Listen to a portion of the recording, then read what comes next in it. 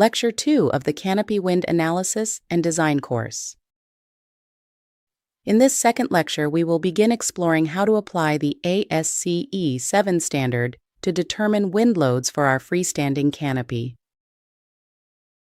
In Lecture 1, we used digital simulation software to study the effects of wind on the canopy. While that exercise provided valuable insight into the interaction between the wind and the structure, the results are not sufficient for practical design. So, we need to use an official design standard, such as ASCE 7, to determine the loads that can actually be used for design purposes. According to ASCE 7, there are two main factors to consider when determining wind loads: wind velocity pressure, which we refer to as Q, and wind design pressure, which we call P. Let's begin with velocity pressure. Simply put, velocity pressure is based on wind speed, but it is adjusted to account for the characteristics of the site's terrain. To calculate Q, we need more than just the wind speed. We also need information about the roughness of the terrain, the ground elevation, and other topographical factors, such as whether the structure is located on a hill. In other words, Q focuses on the site's location and surroundings, not on the structure itself. Once we have Q, we use it to calculate the wind design pressure, P. Wind design pressure takes Q into account, but it also includes factors related to the structure. These include rigidity, how flexible or rigid the structure is, which affects how gusts amplify wind pressure; symmetry and wind directionality, the relationship between the structure's symmetry and the direction of the wind, which influence the design pressure; and the shape and orientation of the parts of the structure that are directly exposed to the wind. Now, let's take a closer look at wind velocity pressure and what it depends on. According to ASCE 7, there is a coefficient for each of these attributes.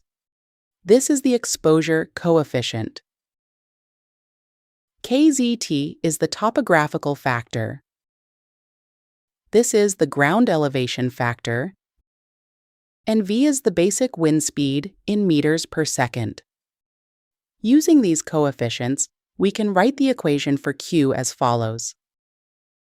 This equation gives us the velocity pressure in newtons per square meter. Let's examine the reasoning behind the values assigned to each of these coefficients. Let's begin with the basic wind speed. Imagine that you are standing in an open field when, suddenly, a strong gust of wind hits you. That quick burst is what we are interested in. Basic wind speed is intended to capture the intensity of these short bursts of wind. Specifically, it is the peak 3-second gust, measured 10 meters above the ground in open terrain. The standard provides basic wind speeds for locations across the United States. These values are based on years of historical wind data that have been carefully analyzed using meteorological studies and statistical methods. It is like having a wind speed diary that has been maintained and updated for decades. Different regions experience different wind speeds because of their local climatic conditions. For example, coastal areas generally experience higher wind speeds because of strong ocean winds, while inland areas tend to be calmer. To account for these regional variations and ensure appropriate design, ASCE 7 provides a set of 4 contour maps. Each map shows wind speed values for a different risk category. What are risk categories, you might ask? The standard categorizes structures according to the risk they pose to human life if they fail. Here is why risk categories matter. Not all structures are created equal, and the consequences of failure can vary significantly. Think about it. A hospital or an emergency shelter needs to be especially sturdy, right? These structures fall into higher risk categories and are designed to withstand higher wind speeds. On the other hand, structures such as agricultural buildings, which pose less risk to human life, can be designed for lower wind speeds. These adjustments ensure that we prioritize safety and resilience for critical infrastructure. It is all about designing structures that are not only strong, but also economical. Our bus terminal is a high occupancy structure, so it falls under Risk Category 3. By the way, the risk categories are explained in Table 1.5-1 on page 5 of the standard. This means that we need to use the Category 3 wind speed map to determine the basic wind speed.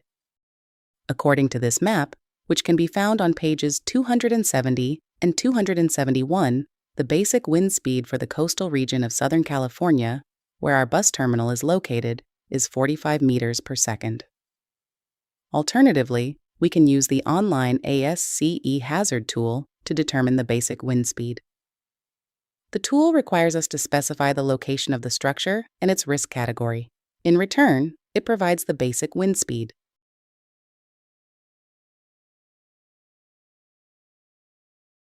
We have now determined the basic wind speed. Next, let us determine the ground elevation factor, KE. When calculating wind loads on structures, the ground elevation factor accounts for changes in air density with elevation.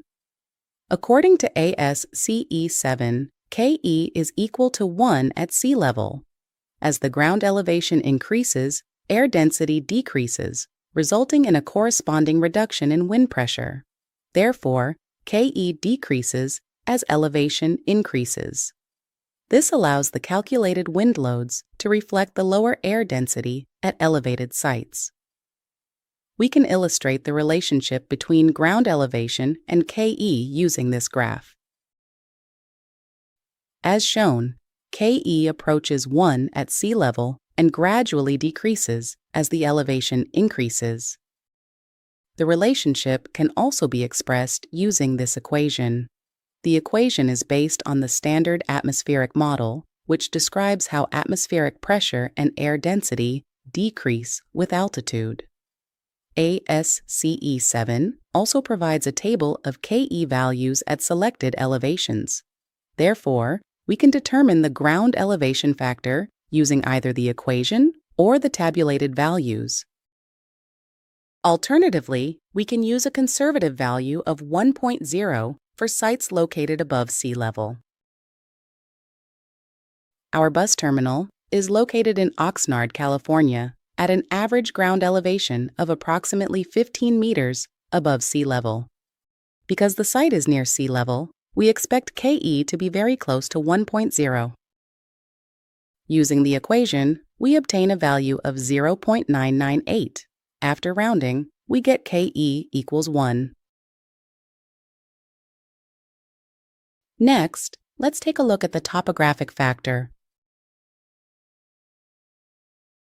As wind moves across the landscape, it flows steadily over flat terrain. But when it encounters hills, ridges, or steep drops like escarpments, something interesting happens. The wind speeds up. This speed up creates stronger wind pressure, especially near the upper portion of a hill or ridge, or near the top of an escarpment. We need to account for this effect when designing structures. We do that using something called the topographic factor, which adjusts the wind pressure calculations to reflect the increase in wind speed caused by the terrain. This equation is a function of 3 key parameters: K1, K2, and K3. K1 deals with the slope of the hill.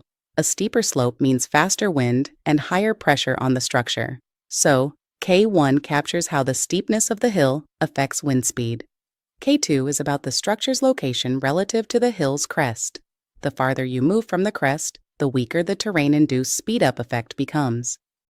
K3 considers the height of the structure above the local ground. The speed-up effect caused by the terrain is strongest closer to the ground and becomes weaker as you move higher. So, K3 reflects how the topographic effect changes with height. Let's examine these 3 parameters more closely, starting with K1. Generally speaking, the wind velocity profile looks like this. Very close to the ground, the wind speed approaches 0 because of friction with the surface. As you move higher, the wind speed increases. It rises quickly at first, then more gradually, until it approaches a nearly constant speed higher in the atmosphere. When wind flows over a hill, the velocity profile changes. At the hill's crest, the wind speed still approaches zero right at the surface, but the velocity increases more rapidly as you move higher. In other words, the velocity profile becomes steeper because the wind is speeding up as it passes over the hill. Let's define a couple of terms here. H is the height of the hill measured from the level of the upwind ground to the crest. L sub h is the horizontal distance from the crest to the point where the hill reaches 1/2 of its total height. This distance is measured in the upwind direction, which is the direction the wind is coming from. For example, if the wind is blowing from left to right, the left side of the hill is the upwind side, and the right side is the downwind side.